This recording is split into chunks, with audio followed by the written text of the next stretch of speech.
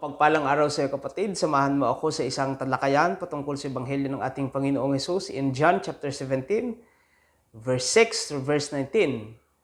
Jesus High Priestly Prayer. Ito yung panalangin ng ating Panginoong Hesus para sa kanyang mga alagad. Napaka-remarkable doon sa verse 9. Sabi ng ating Panginoong Hesus, I am not praying for the world, but I am praying for my disciples.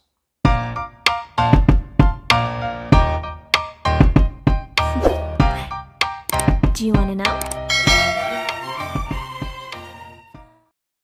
Bible commentaries and editors traditionally and biblically entitled this Johannine account as Jesus' High Priestly Prayer. This is an exclusive Johannine account because nothing in the Synoptic Gospels, which means Matthew, Mark, and Luke, do not share this biblical narrative. Wala sa kanila yung account na ito. It's only in the account of John. This passage contains a prayer of consecration exclusively for his disciples who shall be left, however empowered to be of service in the world. Napaka-remarkable yung sinabi ng ating Panginoong Hesus, I am praying for my disciples and I am not praying for the world. Jesus' prayer is an exclusive intercession intentionally pleaded for or before God. He prays primarily for his disciples. He was so exclusively subjective in this particular prayer. At sabi niya, hindi naman sa buong sanlibutan, I'm not praying for the world. But definitely, I'm praying for my disciples. And so it is exclusively and selectively subjective in the sense that Jesus primarily appeals to God for his disciples' concern. And so the content of this intercession is exclusively for his identified beloved disciples. Jesus is intentionally praying for those who are or who had been set apart and sent off to proclaim God's message and God's truth. Ulitin ko, sabi ng ating Panginoong Hesus, I am not praying for the world, but I am praying for my disciples. Now the question is, was this a desertion against the genuine concern of God for the world? Was this a total abandonment? Or was this a manifestation, a concrete manifestation of his absence? That it seems perhaps that he was never concerned, or is never concerned about the affairs of the world. Of course not. This prayer benefits not only his disciples, but consequently for the world. If the chosen disciples are equipped and become faithful to accomplish the task appointed them to undertake, the world will be blessed by the disciples' presence and service in the world. Tama nga naman. If they are equipped, if they are empowered, because that is the sense of consecration, a prayer of consecration for his disciples, then the world will be blessed because of these faithful disciples who will undertake, of course, who will be the hands, who will be the feet of Jesus in the world. Siya ang kanyang pinakamata, siya ang kanyang pinakakamay, siya ang kanyang pinakapaa sa mundong ating ginagalawan.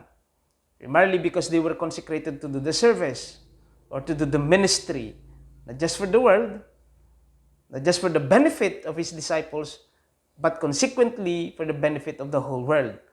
Kung may mga tao na itinalaga ang ating Panginoong Hesus at naging tapat sa kanilang misyon, sa kanilang ministeryo, sino nga ba ang mabibigyan ng benepisyo mula sa mga tapat na alagad na ito? Of course, ang buong sanlibutan.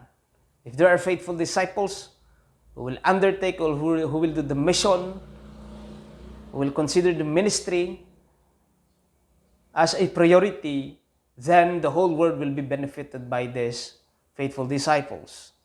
This prayer could have contained misinterpreted assertion on Jesus' absence in the world. Of course, the ascension of Jesus, the ascension of Jesus. But it does not communicate God's absence in the world. It rather emphasizes his concern for his disciples in the world. And that's correct. When he prays for his disciples, it genuinely manifests the concern of Jesus for his disciples in the world. May iwan ang kanyang mga alagad sa buong sanlibutan o sa mundo, o kaya't ipinakita niyang may malasakit ang ating Panginoong Hesus sa kanyang iiwanang mga alagad. He is mindful of his disciples. While he stresses his imminent departure from the world, his disciples' presence in the same world is highly affirmed.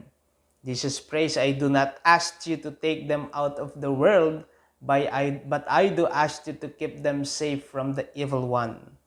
And so his departure from the world does not mean abandonment and unmindfulness for his disciples. He emphasizes his concern for them that even in the midst of his anticipated departure, perhaps, of course, what really matters from this biblical passage is that God's concern for the world, especially for His disciples, remains.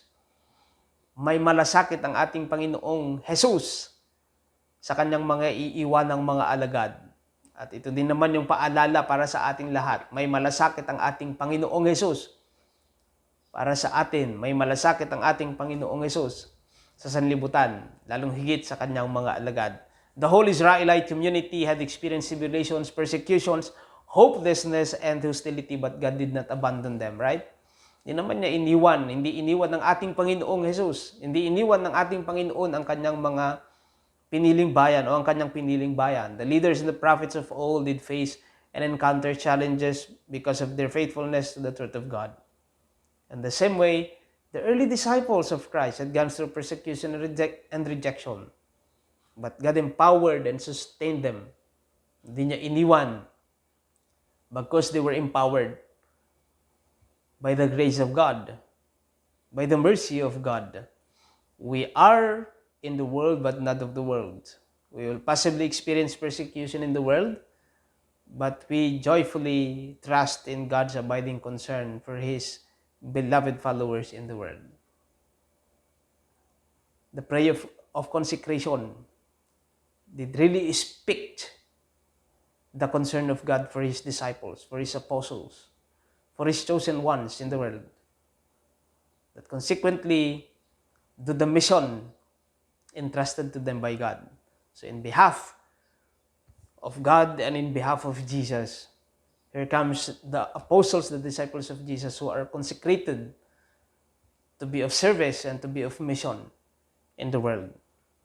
The Bible declares God's constant concern for those whose only hope depends upon God and God alone. Indeed, the prayer of Jesus, or the prayer of consecration of Jesus, invoked before God, manifests His genuine concern for His chosen ones, His disciples. And so let us be mindful that every time we do the task God has entrusted to us, there is someone above, behind, before, beside us, whose concern is genuine, whose presence, whose faithfulness remains with us forever. Muli, isang mapagpalang araw sa iyo, kapatid, at pagpalain ka nawa ng ating Panginoon.